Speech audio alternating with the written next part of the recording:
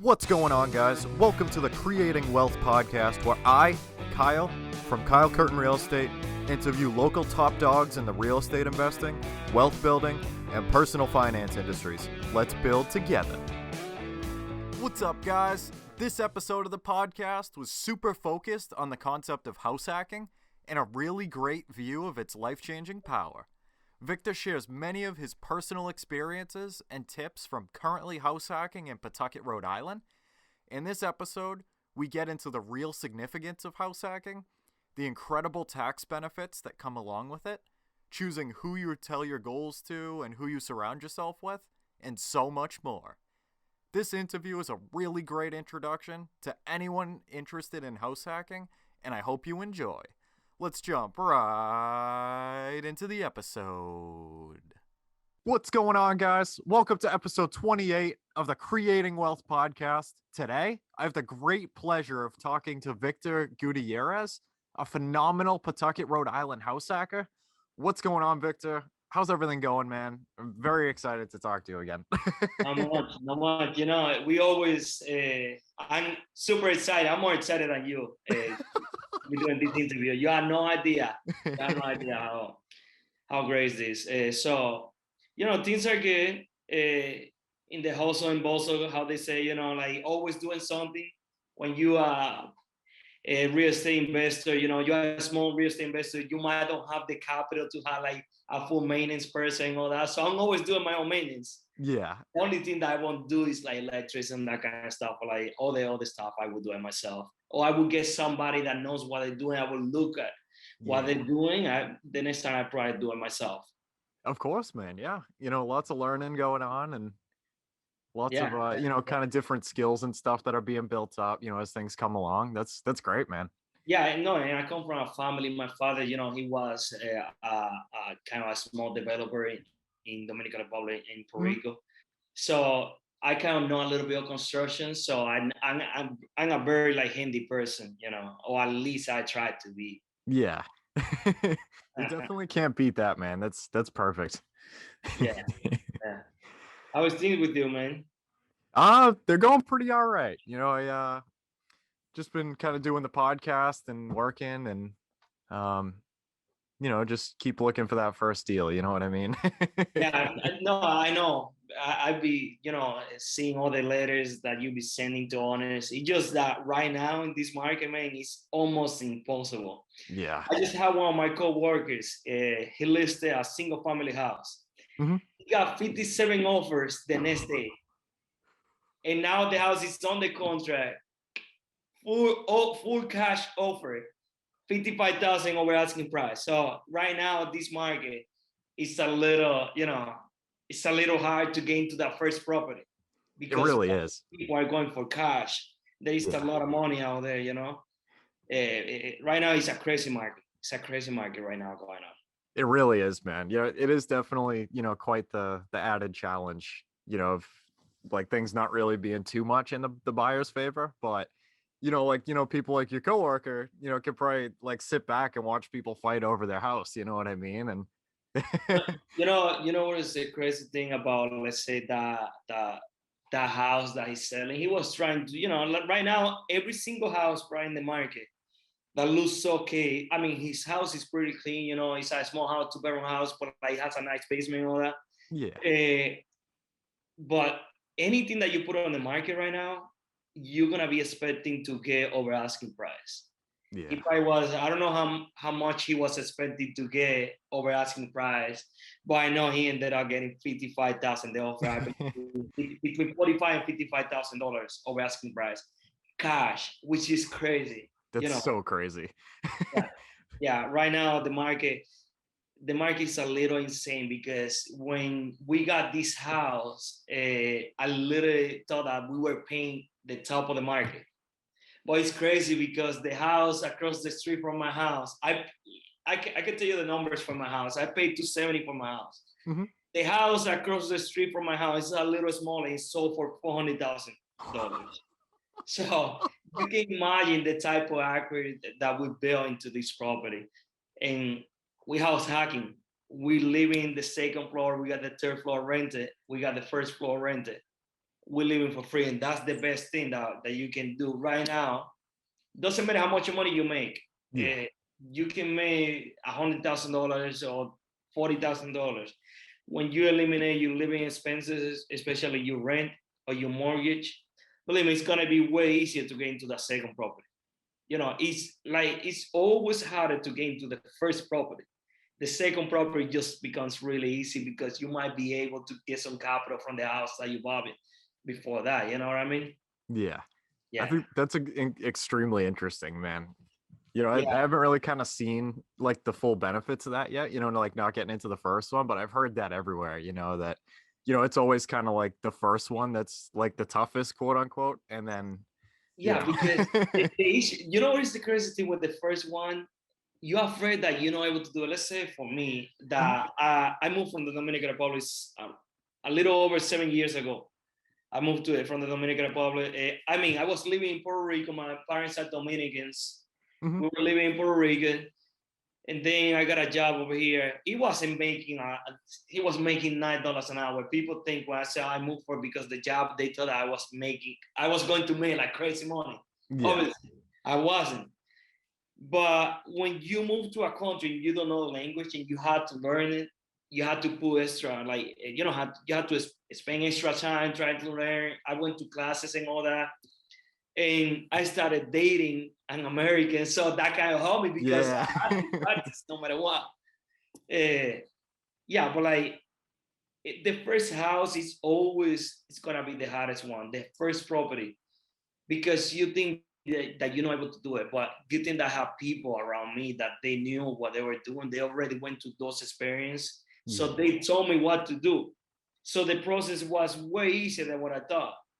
I mentioned to you when we talked, and we had the Zoom meeting probably 2 or 3 months ago, that it was cheaper for me to buy the house than renting another apartment, because the issue with the apartment that I was living, they were going to sell the house. Yeah.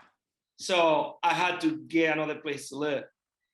And it's crazy because I got into my house. I got into my $270,000 house. I would say around $2,500, and that's including the inspection. And I put $2,000 on down towards the principal that we gave it to the seller. Because the city of Pawtucket, I don't know how it works at this moment for the first-time home buyers, but they had this program that they would give you. I believe it was $7,500.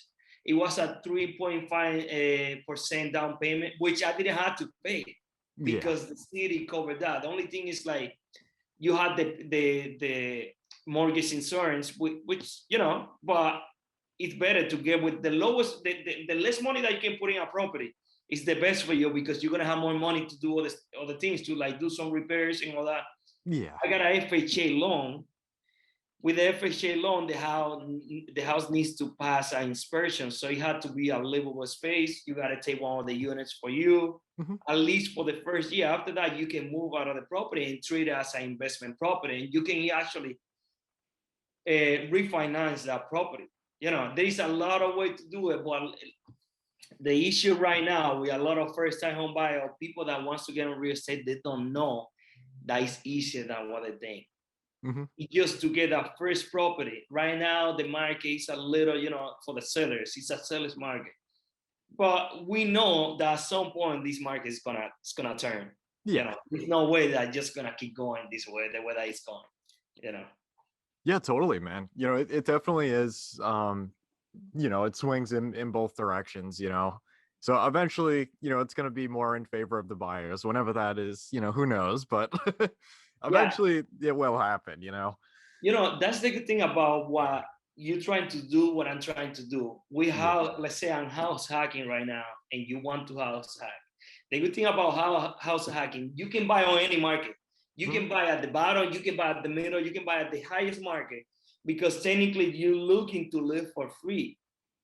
So it doesn't really matter, because let's say you can buy a house for like $300,000 right now. Yep. Let's say the market goes down 50%, it goes to 150,000. But if you're not paying for that mortgage yourself, perfect. It's gonna be easier for you to go 10 years usually the market goes for like 10 years in a cycle of 10 years. And right now, excuse me, right now it's a little bit different because all the printing that they're doing, Yeah. all the money that they're printing. So it's making it easier for people, and the price is just in the inventory. It's crazy how few houses there is in the market right now. Oh yeah. Yeah, so that's why I think that what you doing, like trying to contact the sellers, the owners, those owners that, who knows, they might don't be ready to sell right now. For like 3 or 4 months, you do the follow up, you might end up with a deal. You might end up with selling finance. I think that's the best thing that you can find. I haven't done any selling finance, but like eventually I want to look for that because I want to pull the less money that I can from my own money to get into properties. Yeah, you're 100% right, man. The way that I kind of look at like the off market stuff is like, if, like the on market properties and stuff, like, if the inventory is like wicked low, or like all of a sudden things hit the fan, then I feel like if you can get pretty good at like the off market stuff, then, there are still going to be times where like, people want to get rid of their house, but, Yes. a lot of like what ifs and stuff, like, maybe I don't know, maybe it's a little less desirable or something, or whatever it is, like maybe it won't go on market or whatever. But I feel like if you can kind of figure out like some kind of system for the off market stuff, whether it's like sending out letters or doing cold calls, or just kind of like figuring out like a way to still get properties, like regardless of what kind of market that we're in. Yeah. So How we say, just the consistency. It's yeah. gonna take some time because a lot of people, they don't feel like selling. They might begin right now because let's say these owners that they have this property for like 20 years or 40 years, they're only getting that rent. So in the last few years, let's say they're in the 70s or 60s and they're ready to retire. Mm-hmm. Imagine if that day that they get that letter, they were having a hard time with a tenant and they decide to sell. And that was the day that they decided to sell. Yep. So that's why you want to make sure that you follow up with it because you never know. Even we got this house in 2018. I believe we got the house on the contract August 2018 or something around that. Mm-hmm. I was looking for houses for a year and a half. And now we say that the market is crazy right now, but it was even worse. It was way worse years ago. When it comes to like, I say way worse for me because my income was lower, so I wasn't able to like get pre-approved for the high amount. But like then I got a raise at work. I started making more money. My W-2 looked better, so I was able to qualify for something bigger. I was looking for a 3-family or 4-family. I wasn't looking for a duplex. Yeah. Because the issue with the duplex, if the person that you have on the other side or on the bottom floor or top floor or whatever, that person moves out, you're gonna be on the hook for the full mortgage on that property. The good thing about like having like a 3-family or you can turn it into a 3-family. The good thing is like you got 2 people, you got 2 tenants, and you live in one. That's the crazy thing about that. Most of the time, they're gonna cover at least 60 or 70% on your mortgage. Yeah. One of the units. But right now in this rental market, which is crazy, that 3-bedroom apartment, let's say in Pawtucket, which you wouldn't think a few years ago that Pawtucket would get this expensive. It's like $1,700, $1,500 for a 3-bedroom apartment. A 1-bedroom apartment, $1,000, $1,100 with nothing included. Yeah. So when you think about it, the young people, they're making between, let's say, $12 an hour and $16 an hour. It's really tough for them to afford the rent for like a single person. Most of the time, they have to go with roommates. Exactly. Yeah. They have to go with roommates. It's just easier. There's moments that it's easier to get into a property that rented. That's why I got pushed to buy a property, even though I was looking for property for a long time. Yeah. But I didn't find anything that was making sense for me, or everything that I was getting out of bed. It just, the market in the last 5 years, I would say, it's been crazy. But right now, the issue that we got, the inventory is so low. Mm-hmm. so low that there's probably in the town of Pawtucket, there's probably, I would say, 20 multifamily in the market, which is crazy because you would look back in the years, you would see 100, 200 properties, not anymore. It's nuts, man. It is. It is. It's good for the people that own property already, but it's not good for the people that is trying to get for the first time to properties. It's just very expensive. Yeah, it really is. I'm kind of stemming back to something you said a minute ago, which really stuck out, was with like the 3 and 4 families and stuff. I feel like your risk is kind of spread out a little bit more, because like you said, like there's more tenants in there. So if somebody were to drop off or like whatever the situation was, you would still have those other couple units to still cover most, if not still all of your mortgage, and it wouldn't just be left on you.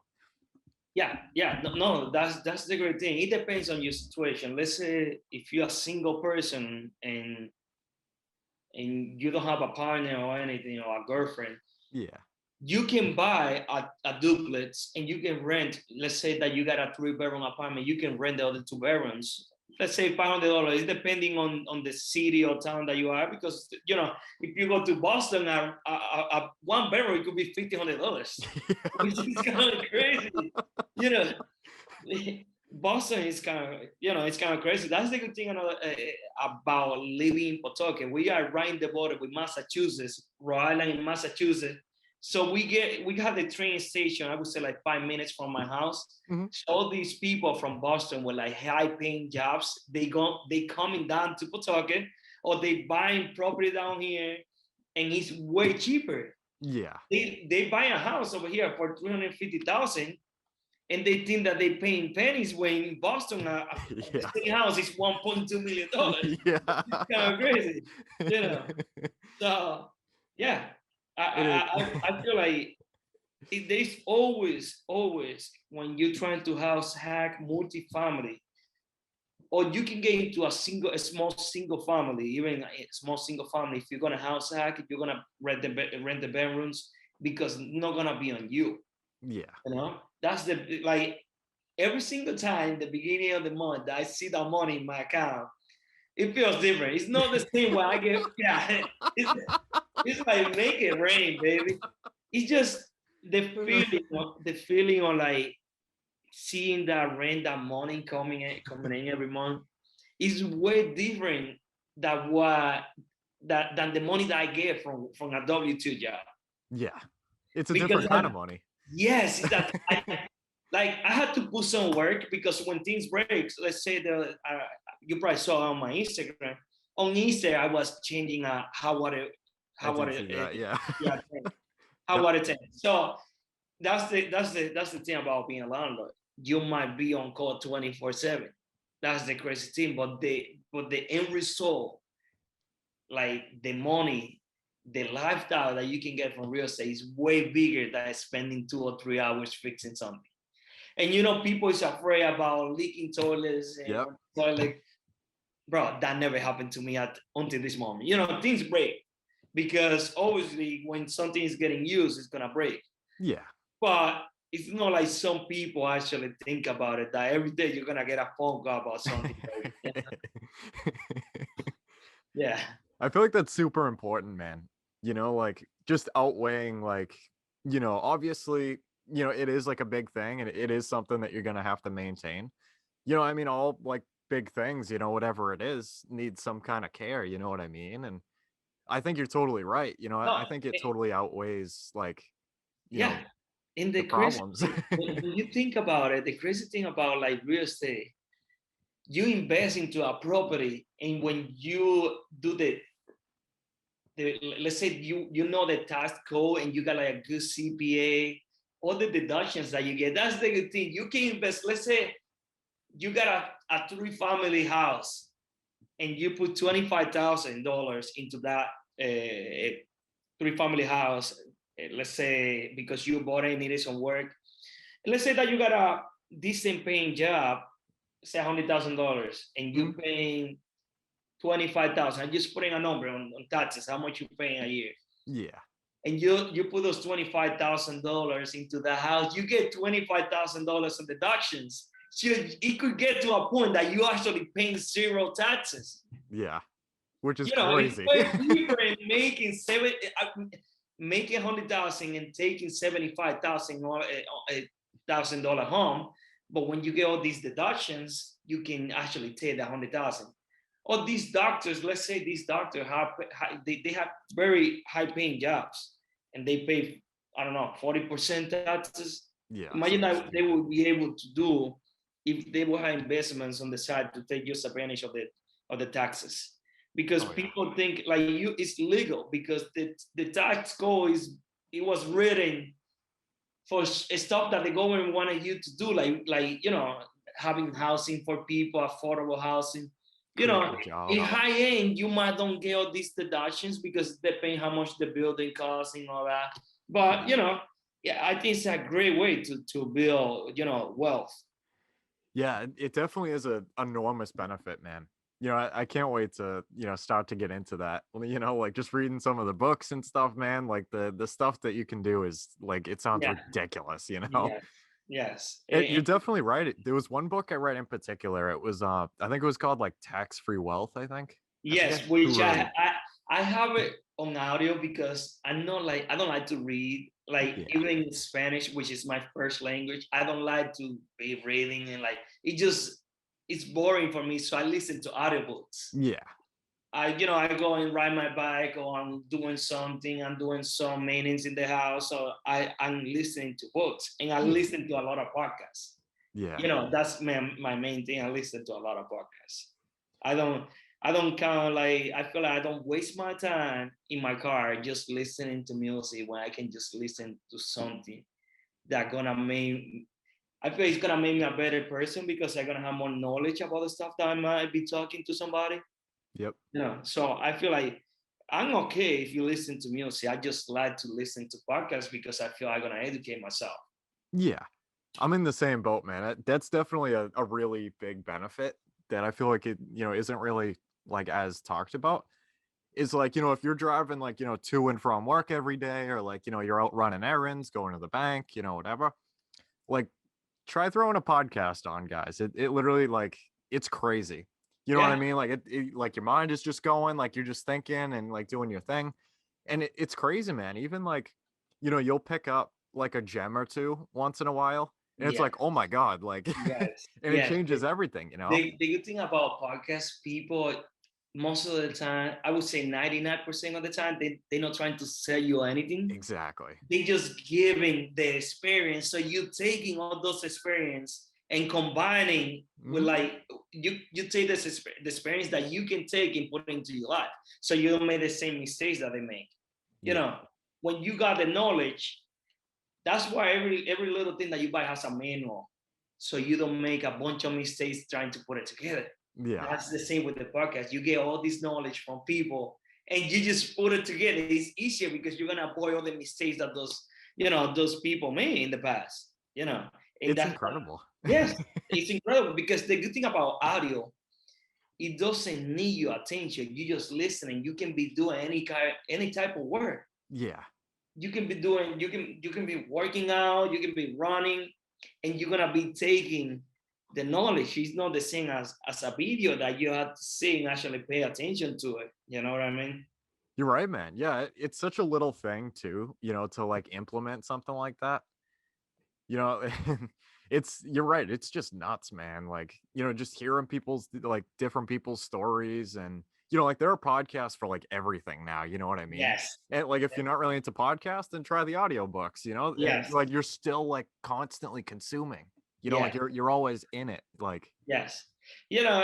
People always think like, let's say you work out because you want to have a better body and you want to being a better there we go. physical shape.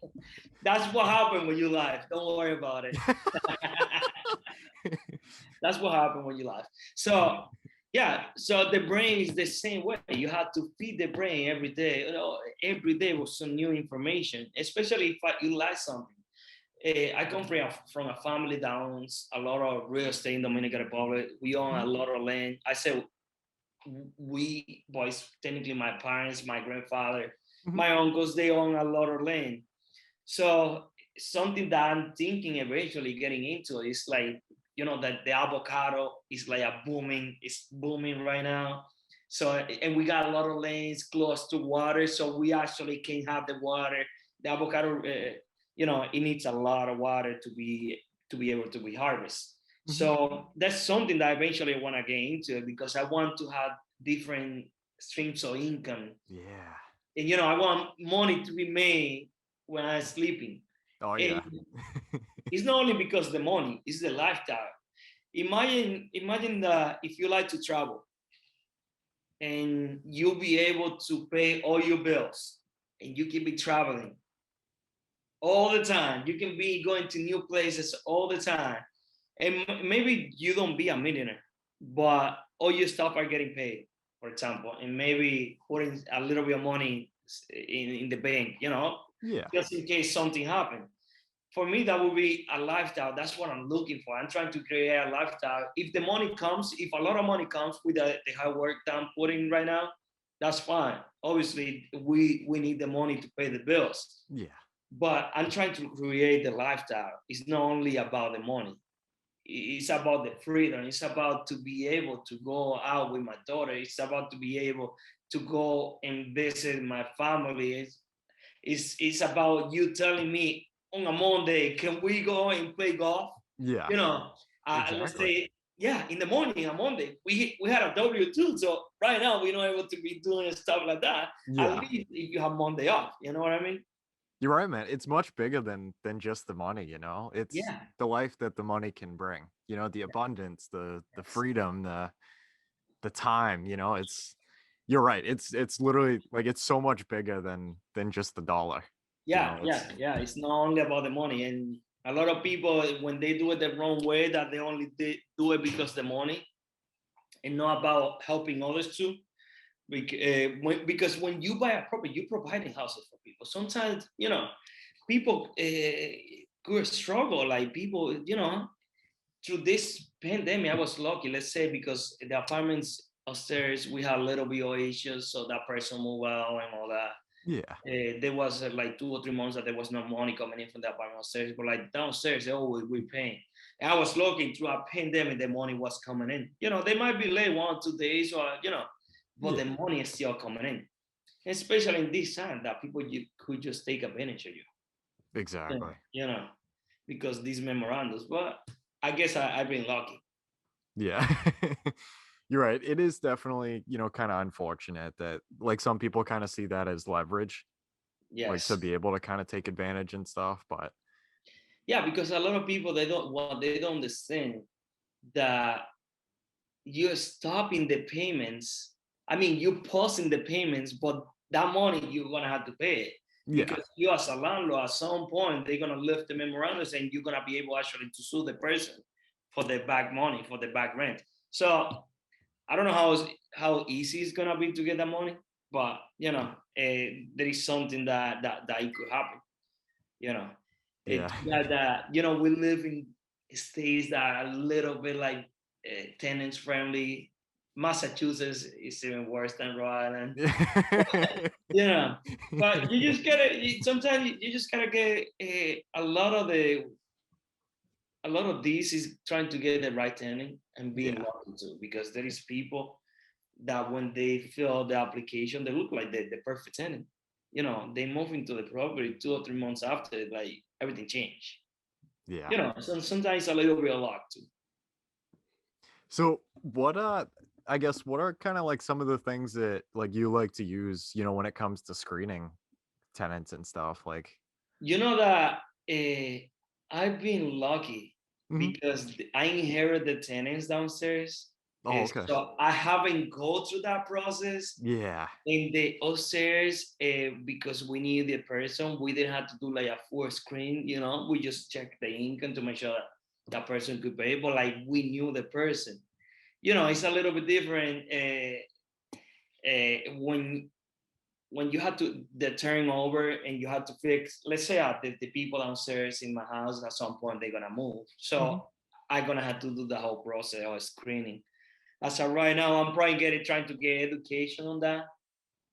with my mentor, which you know him, Yeah. knows way more than me when it comes to screening because excuse me, he has been to like crazy, crazy tenants, and that's when a lot of people say you shouldn't be doing that, you shouldn't be investing on real estate.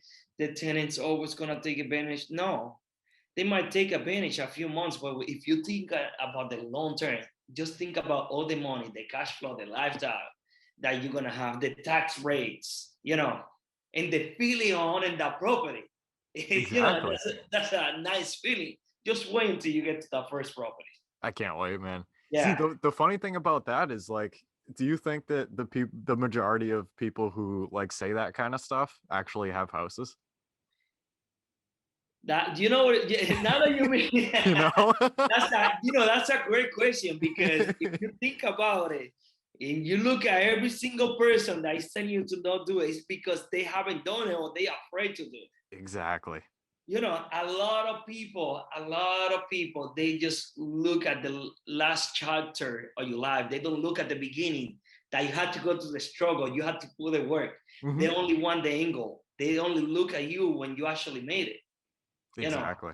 They won't. That's a great question because yeah, you should take the information depending who is coming from. If you now that you mentioned that, you can see that those people that tell you that they don't own property. It's crazy, man. They don't own any, or they did it in the past and they did it the wrong way and they got burned. Yep. Because most of the people, like, it's no, I wouldn't say most of the people. I would say 99% of the people that will tell you don't get a multifamily property or don't invest on real estate, don't be a landlord. It's because they did it or they haven't done it or they're afraid. People gonna look on the fears and they're gonna try to put it on you. So Exactly. yeah. It's truly crazy, man. Like I feel like it's really important to be able to kind of decipher like, you know, like what kind of advice you take from like different people. Cause like, yeah, those people who might be trying to like steer you away from that, like they might be like super close, you know what I mean? Yes, And you have to be careful, like who you have around when you're trying to make decisions, like yeah, buying a exactly. property or something. You have to be careful who you have around because even if you don't pay attention to that, it's gonna be in the back of your mind. Oh, that person said that. Maybe I should have listened to them. You know, but like sometimes you gotta do how you like. You gotta do it for yourself. You gotta take information. If you're trying to buy a Ferrari, go and take the advice from the guy that owns the Ferrari. Don't go from the guy that is driving a The Toyota. Honda. Yeah. Yeah. Yeah, and that's when it comes to real estate. So you take the advice depending who it's coming from. The information. Don't take all your information. That's why you should have like a filter on your brain. Not all the information that is going to your brain to your state. You should just take it out. You know. Yeah, I couldn't agree more. It's it's pretty crazy. I feel like, sometimes like those people might be like just trying to like protect you and stuff from like things happening, but like are still like really afraid and don't actually want to take the chance, you know what I mean? Like, oh, like that's great, but what's on the other side? Like, You you know what I know, mean? yeah, real estate is a lot about numbers. So you Yeah. do your numbers and like trust the numbers because that probably never gonna lie. If you did your numbers right, that's what I said. You can buy house hacking. You can house hack any market. People, let's say you listen to bigger pockets and David. He lives in California, the co-host of the Bigger Pockets. Oh yeah. He's house hack, and that's why he said it doesn't matter what market you buy. Yep. It doesn't matter if you do your numbers and you cut your living expenses. Don't matter if you live in California or New York. You know, Yeah. if you live for free, life is gonna be different for you. And to your point, man, if maybe like multifamily isn't your thing, then maybe like single family and doing it by the bedroom could be. Yes. Like there's a lot of different ways to house hack, and like some things are gonna work in some markets and some are, aren't gonna work. But like there's always a couple different things that I feel like you can do. you know, to still rent out like some kind of space to be able to get some kind of income. Like it don't matter if you have house hacking. It's probably gonna be cheaper for you to own a house than renting, no matter what. Because my father always tell me something. Imagine that you live in a property for 20 years and you're paying rent. Let's say that you raise on the market value because you believe in that property for so long. But let's say they decide to sell the property tomorrow. They won't give you money back. No. They won't say, It's okay, gone. you live over here for 20 years, we're gonna give you some money. Yep. You know? But if you live in a property and you pay the mortgage, yeah, the house is yours and you got tenants and all that. The day that you're moving out or you trying to sell that house, you actually getting money from that. Yeah. You know, that or those 20 years that let's say if you were house hacking, your tenant were paying down your mortgage, man, you were able to actually take the rewards for all those 20 years. And that's why a lot of people don't understand. You know, if a lot of people would know how easy is real estate, it could, like, it's easy when I say that the government makes it like so easy for people to get the first time house, you know, the first time home buyer programs. Yeah. Are so easy that once you get it, like a lot of people, they don't even try. Exactly. And I feel like that's a really big thing. You know, it's like people might think that it's not for them or, you know, it's way too hard, like it's not worth trying to figure out, but they don't really see the benefits, you know, the potential, They don't see the benefits. They're looking at the cover. They're not looking at the CD. They're not looking at the contents, you know? yeah, man, you know? Yeah. And even too, if you bought a duplex or something and, you know, maybe it might not cash flow right away. Like, what if the rent that you were paying before is cut in half now? Yes. You know, like what's not to love about that? Yeah. You know? It just, yeah. And Kyle, let's say that you're paying the same. Let's say that you pay, I just put out a number. Let's say that you're paying $900 on the renting. And your living expenses on the duplex is gonna be $900. Mm-hmm. But if you think about it, the mortgage is getting paid down. Yeah. The mortgage is getting paid down. Somebody's helping you to pay that mortgage. You know, so either way, when you decide to refinance or move out of the house, you're gonna have money in your pocket. Yep. And not to mention the tax benefits. Yeah, not to mention the tax benefits. Yeah. It's a really incredible concept, man. You know what I mean? Like it's really, it's something else, you know, like that. It's kind of a no-brainer. Like I would say 8 out of 10 people that is wealthy in this country, that is rich, they own property, they own real estate. On some, you know, they might syndicate, they might invest in other people's deal, but they have real estate. It's, you know, that's part of their money because it's just all the benefits that you get. You don't do anything with making $2 million and paying 1.1, let's say $1 million on expenses and taxes. Yeah, it's ridiculous. No, people think, oh yeah, you get it at 50%, but what about if you actually are able to bring it to like a 10% that you pay on taxes? Yep. You know, and there is nothing wrong with that. We should be able to keep the money that we work for it. But, you know, the government may say easy in a legal way that you can take those benefits. Yeah, it's incredible, man. This definitely isn't what I'm gonna say isn't tax advice. I just found it extremely interesting. Yes. So, man, one thing I'm not a CPA, I'm not a lawyer. But one thing that I find extremely interesting is if you look up the 2021 like long-term and short-term capital gains, like the tax rates, and then you look up what like the income tax rates are, you know, for like working your job, it's like incredible what the difference is, man. Like the more money you make W2, obviously like the more you're paying, which is crazy. But like as sorry, go ahead, man. No, go ahead. All right.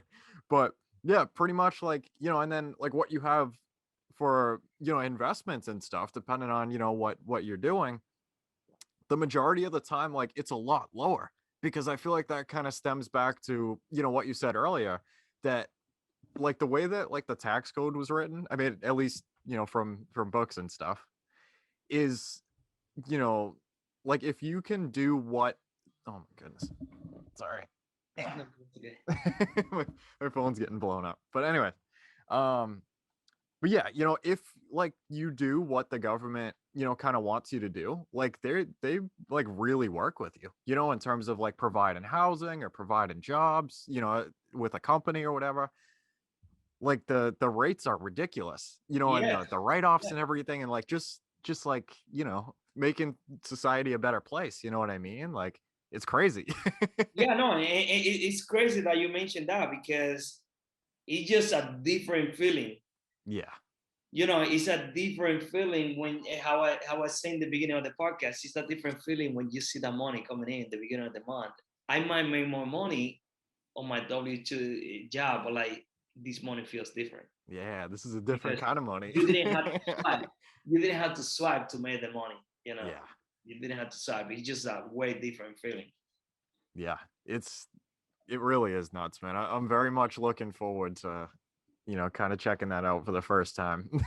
Yeah, it's gonna happen. It's gonna happen. It's consistency. You have to be consistent on this game, because eventually, let's say the house flippers, they trying to get houses, they trying to get, they try to get all these properties, but they had to go through 100 property to find one or two right now Yeah. in this market because it's so hard. Yep. Like any house could sell for thousands of dollars, hundreds of thousands of dollars. It's unbelievable right now. It really is. Yeah. It's nuts. Yeah, no, it is. It is. It is. Yeah. Ooh, so I'm gonna ask you a couple of the questions here because I'm pretty curious. So, what kind of got you into real estate?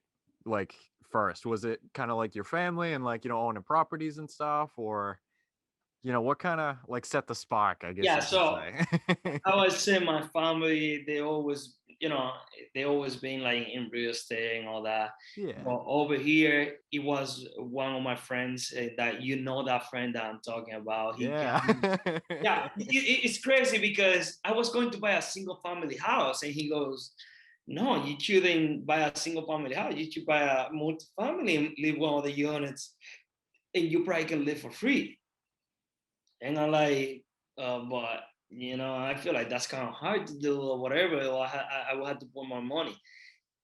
What the people don't know, a lot of people don't know that in the multifamily, the money that is coming from rent, it actually goes together with your income, with your W-2, so you can get pre-approved for more money because you have to pay taxes on that rent that you getting. Mhm. That's the great thing about multifamily.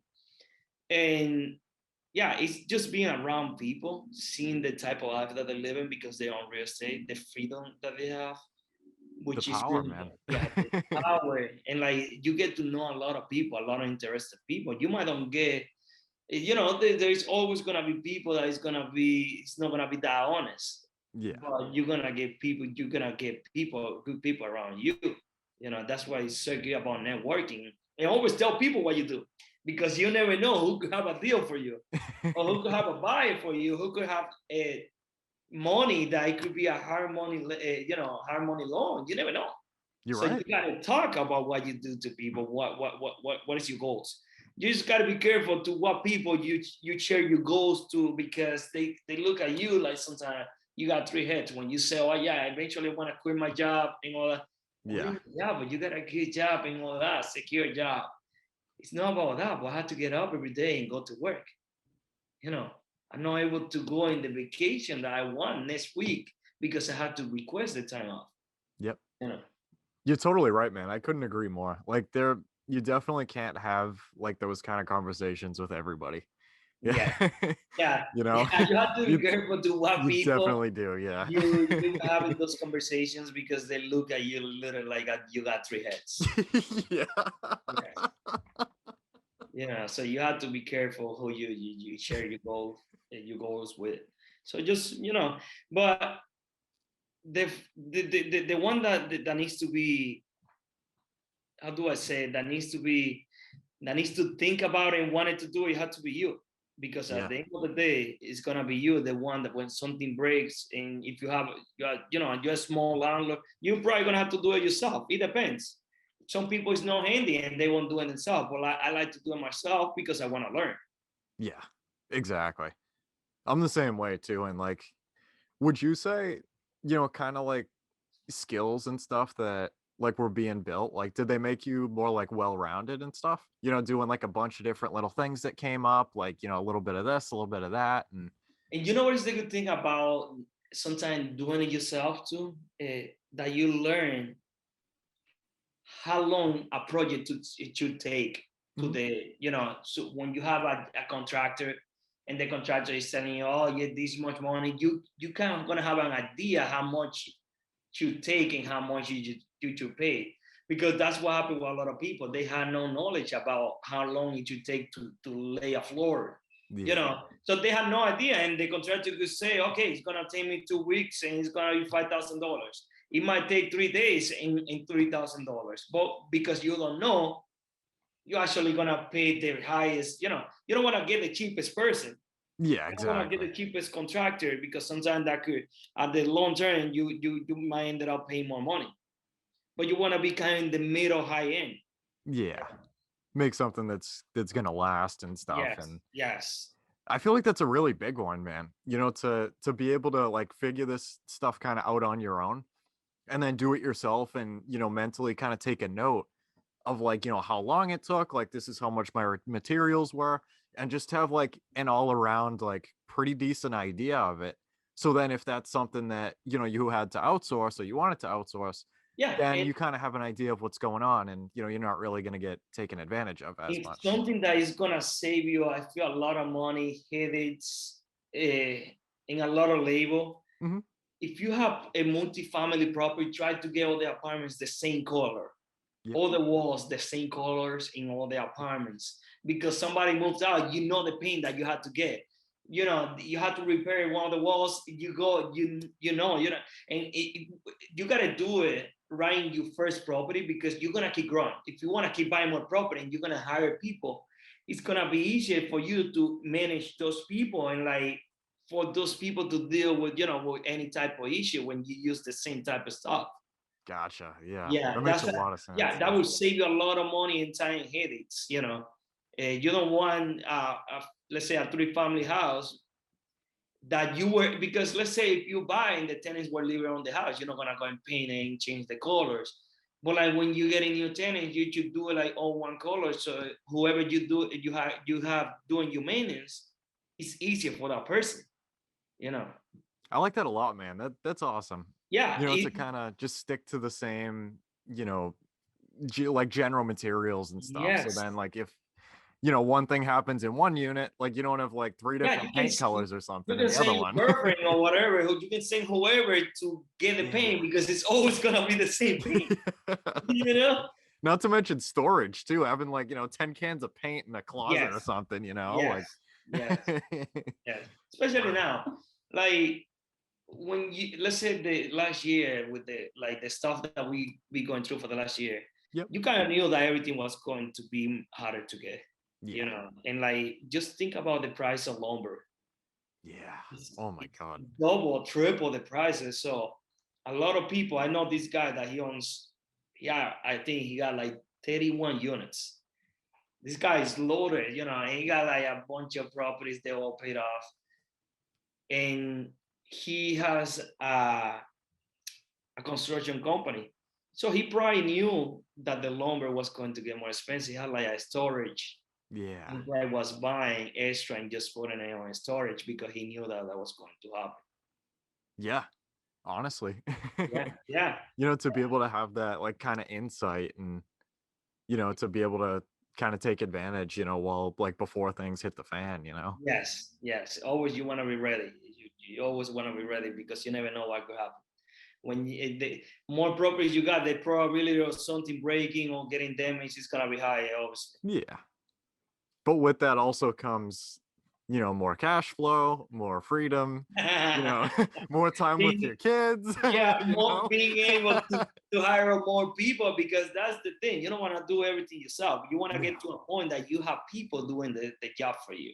Yeah. You just got to do your numbers. You don't have to start with like a full-time maintenance person. You can start with like a part-time maintenance person that maybe is not that educated or doesn't have a lot of experience, but you could help that person and that person could do, like the cleanings on the yard, the common areas. Yeah. You know, you can have a young person sometimes they want like something that is 20 hours. You just gotta make sure that you pay your people good, and be consistent that they had 20 hours no matter what. Yeah. So, they stay long term for you with you. Yeah, that's awesome, man.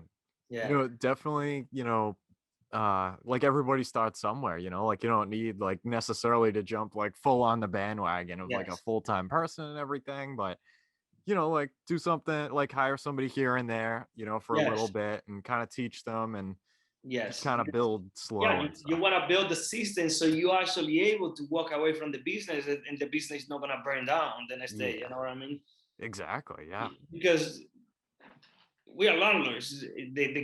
Our customers are the tenants. Yep. So we are in customer service. And the crazy thing about this customer service, you might don't even know, but you are 24/7 on call. Yeah. And you do your own property management, Yeah. Yep. Yeah. Wow.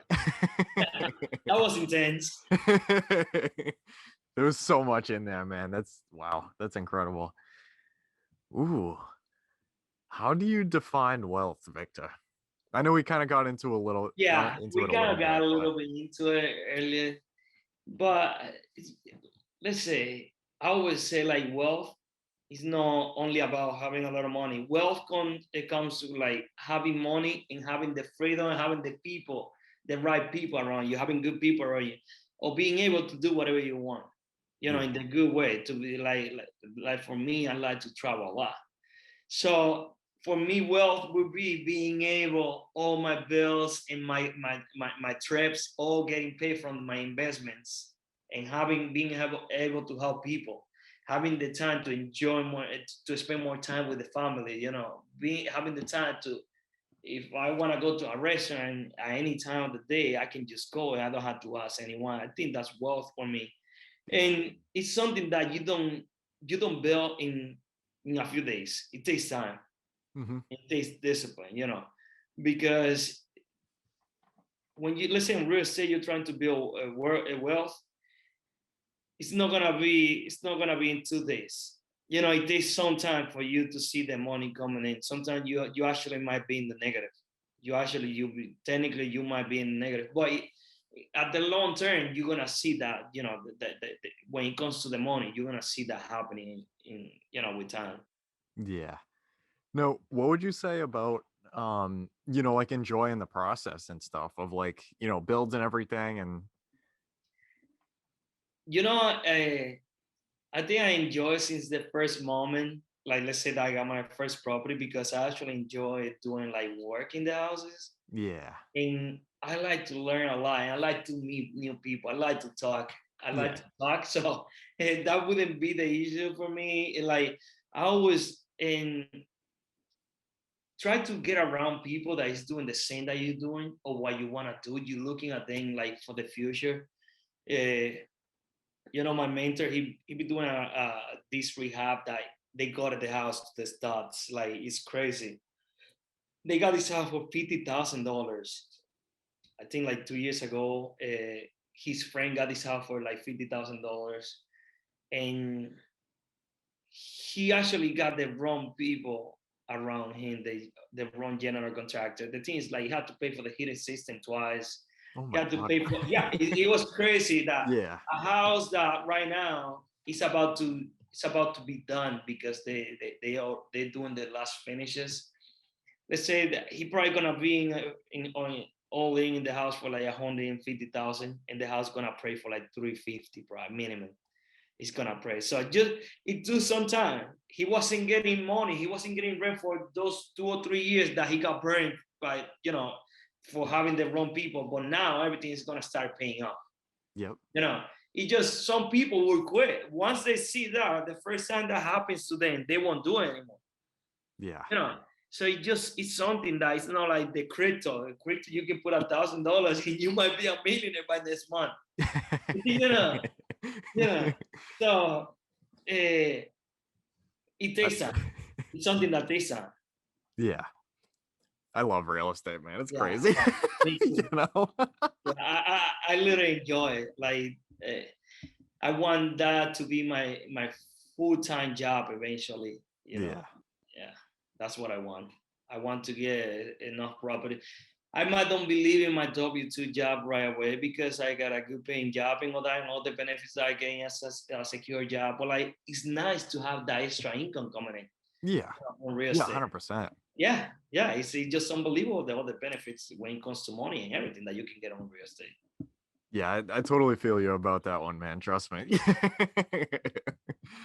um, ooh, what is your best piece of advice to new investors that want to start and manage their rental portfolio? I Okay. know, we've talked a good amount about a lot, but Yeah, but now we're gonna go into the specifics. Okay. If you wanna if you want to invest in real estate, you might don't wanna do it by yourself. If you're living in the house, yeah, let's say you got your first property, you don't have to introduce yourself as the new owner. You can introduce yourself as a property manager. It's easier to deal with the tenants when you say that you are the property manager. You're not gonna be the bad guy. You're not gonna be the landlord that is trying to get the rent money when you're behind for 2 weeks. yeah, But it's a lot about real estate. What I'm trying to do now to jump into the next property, I'm trying to increase my income. mm-hmm. You don't wanna reduce your lifestyle. Okay, so it's okay to like not waste money on stuff, like what they said, the Starbucks and all that. Yeah, But I feel like I don't know if you heard about Grant Cardone. yeah, Yeah, definitely. it's Mm-hmm. what he said. You shouldn't reduce your lifestyle. You should increase your income.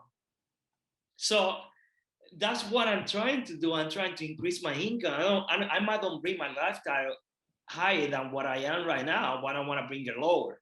Yeah, So what I'm trying to do is to keep the lifestyle over here and bring my income over here.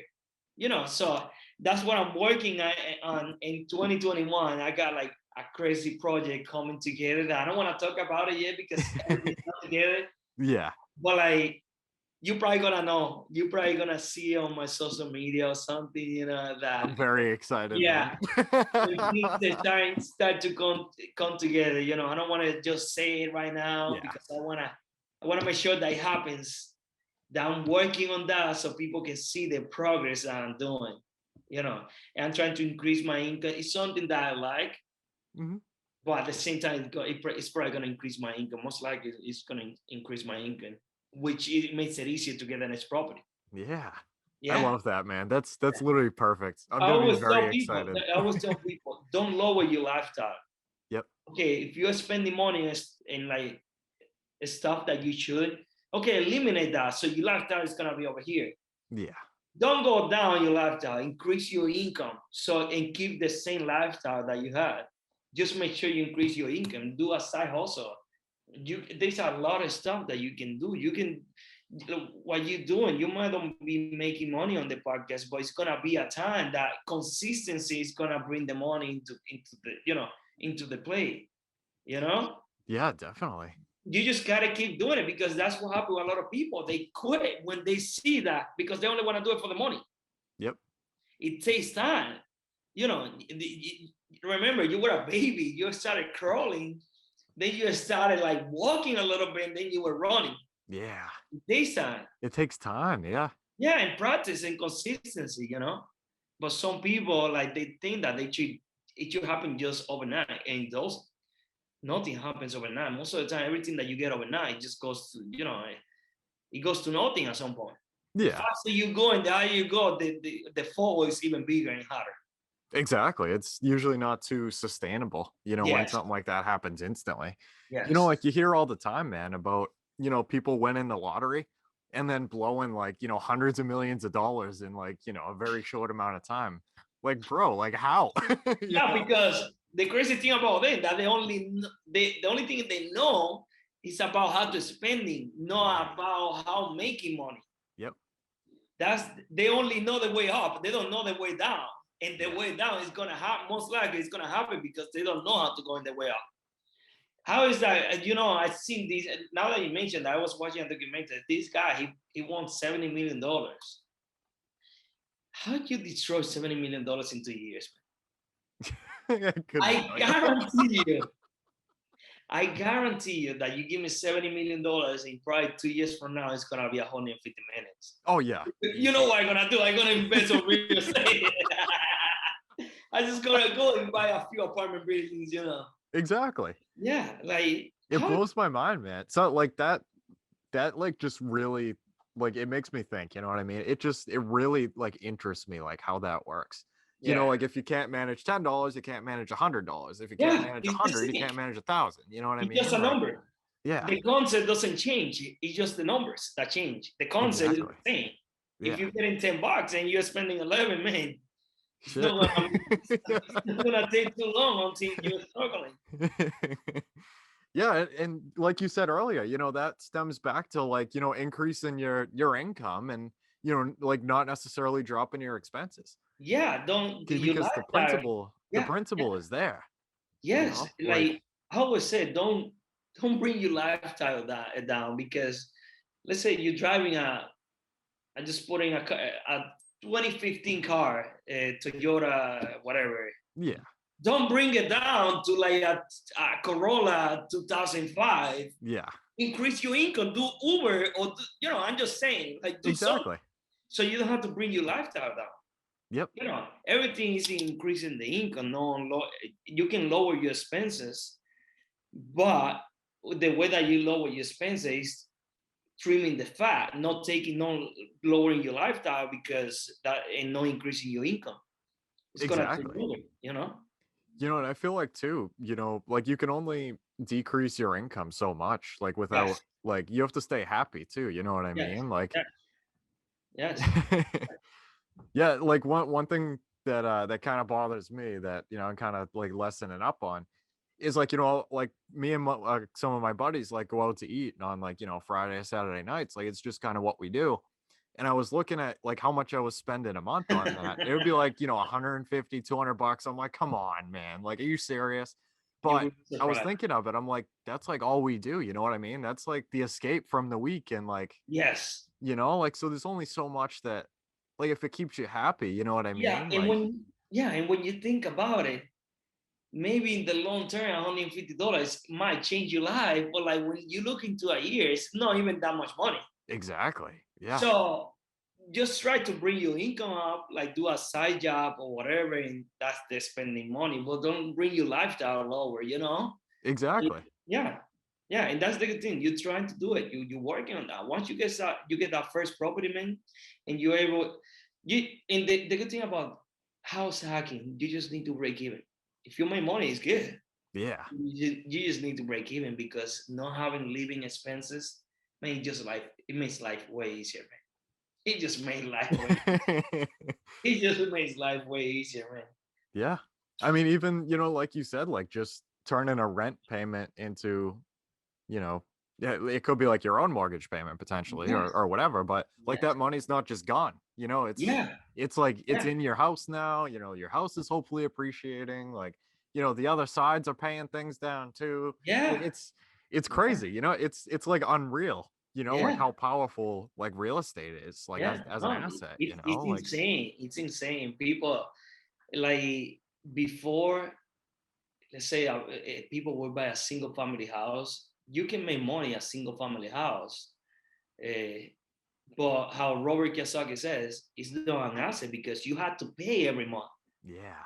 You had to have that W-2 job, or let's say the investment, because most likely, if you live in a single family house, not all the time, but some people they wouldn't have all the investment. Well, they will have a W-2 job, a 401k that they think that they're gonna be able to retire on that. Like, just think about how the inflation is going up right now. The gas is going up. Oh yeah. Yeah, everything is just skyrocketing right now. And the good thing about that, everything's going up, but the prices of real estate are going up. So the people that is in the game, they're actually making some money. Yeah. It's just making it harder for the young people to get into it. It is. Yeah. But, you know, I mean, once you get into that spot though, man, like the sky's the limit, you know? You know what is the advantage that you have over other people that is trying to get in real estate? you're getting so much knowledge from people that is coming in this podcast and giving you all the knowledge without you even having the first property. So you're gonna be able to like, instead of taking the right, you're gonna go straight forward. You're gonna go straight ahead. You know, it's gonna be way easier. And the networking that you're building through this is like, it's way different. Like the people look at you different. I appreciate that a lot, Yeah, man. no, you gain respect and all that because you are the person that is bringing the other people that have the knowledge, you know? Yeah, I mean, I feel like the big thing too is like, you know, just with social media and stuff, man, like the networking is absolutely like incredible. You know, Yes. like between Instagram, LinkedIn, Facebook, you know, YouTube, like anybody that you want to meet and talk to, like just like literally look them up and like shoot them a Yeah. DM. Yeah. You know, and like crazy things happen. Like Yeah. when you literally just start like DMing people. Yeah. Yeah. People like right now, you know, it's better to do it face to face. It's better to do Yeah. it in person, all that. But like right now, obviously, for the situation that we're going through. But the good thing about the internet, the good thing about Zoom meeting, the person could be, I don't know, it could be in Europe. Yep. You know, they could be in vacation in Europe, and they might be talking to you right now from the hotel room. Yeah. You know, Exactly. it's so crazy. It's so crazy. You got access to everything. You got access to the information. Yep. You know, you don't know where's the Home Depot. Before you had to go on the maps and all that, you just go Siri, where's the Home Depot? You know, so it just makes it way easier. Life is way easier now. It You'd is. rather to be born now than being born in the 1900s. You know. Yeah, it's just like super interesting, man. And like social media is free. Like that's the thing that gets me is like just like the power of that in itself, man. Like if you want to find like, you know, real estate investors near, you know, Pawtucket, Rhode Island, you know, like you just look it up and then, you know, all of a sudden there's like a bunch of people that show up and like, Yeah. you know, and then like their friends know other people and you meet their friends and like it's nuts, you know, and especially with, I'm sure, you know, you've seen it as well, you know, a lot of like the investors and stuff, like most people are like super genuinely nice. You know what I Yes. mean? That was a huge eye opener for me, you Yeah, know. because Like when you think about it, these people with high net worth, you're thinking that they're not gonna be accessible. But yeah, most of them they started at the bottom like we are. exactly. You I know, know what so it's they can like. Yeah, and they like to like share the history, what they've done. They like to tell other people what they've done. You yeah, know, they like to tell people what they did in the past and all it's that. priceless, Yeah, it you is. know. It is. Yeah, Yeah, it's unbelievable. it really is. Ooh, do you have a favorite podcast by any chance? I normally would ask, do you read? Or even an audiobook, actually. Anyone in Yeah. particular that sticks out? Eh, okay. You know what? I'm gonna tell you both. You know, I listen a lot to the bigger podcasts. Yep. It's crazy because I think that was my first podcast ever. Mhm. Don't matter what type of podcast, I think that was my first one back in 2016, I believe it was. Yeah, it was a long time ago that I started listening to bigger pockets. And another book that everybody, literally everybody mentions that book, Rich Dad Poor Dad. Is Yeah. great book. Yep. It's a great book. Another one that I would say that I would recommend to people to listening to it is how Win to win your friend. friends and influence. You know the one that I'm talking. I just don't Yep. remember the full name. Was it Dale Carnegie? Yes, Dale Carnegie. Yep. Yeah, that book is That's awesome. nuts. I love that book. Even just to deal with people at work, you can learn like treat people good, so they do the stuff for you. Yeah. You know, The and vice principles in versa. that one are crazy. Yeah, Like you it's said, you like know how all around it is like, yeah, you know. yeah. It's like you covering all your bases, and it's unbelievable because the book was written a long time ago, and Yeah. everything is still like it's something that I don't think is gonna go away. Yep. I love those kind of books too, man. Like another one like that is like The Richest Man in Babylon. I don't know if you've Yeah, read I that heard one, a but lot about that book. I haven't read it, but like I gonna read that book at some point. yeah, it's the same kind of idea. Like that book was written like tons and tons of years ago, but the principles in there are like still as true now as they were back then. Yeah, Like yeah, I love those books, man. Like, yeah. No, like me this has too. lasted like, 50 plus years. Like it's not really gonna go away, Yeah, it's not Like gonna go away. The concepts, like the good concepts, they won't go away. They might change a little bit, but they won't go away. exactly. It's unreal. It's so crazy. Yeah. But yeah, Victor, I could totally talk to you for hours, man. I I know, I I know. No, definitely it's crazy how long we've been like right now recording all that. And, like time flew by. pretty much, man. Yeah, I am, very, very thankful to have you on the podcast. I appreciate it, man. Extremely excited to hear your story and everything, man. And is there anywhere on like, social media or anything that people can reach out to you? Yeah, so the social media that I use the most Mhm. is it would be Instagram, Yep. because I don't post a lot. You might see like real estate and all that I be posting. Yeah. So it's gonna be my social media is gonna be my middle name Argenis Mhm. _ Gutierrez 1, and you can find me on Instagram. Shoot me a DM. I got time. I like to network. So anyone that wants to talk to me or know something that I could help them, or something that they could help me, they can find me on Instagram. Of course, man. Yeah, guys, I'll definitely drop that Instagram link in the bio of this. Definitely give Victor, a shout. Go send him a message. He's, an incredible guy, and it's just it's nuts. But yeah, again, thank you so much for coming on here, Victor. It really was a pleasure, man. And Thank you guys for the invitation anytime. all right, guys, that concludes our Creating Wealth podcast episode for today.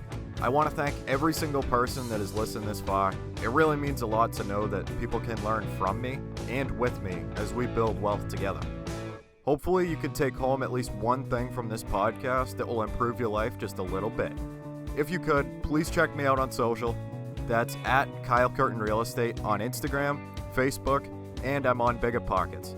Until next time, let's build together.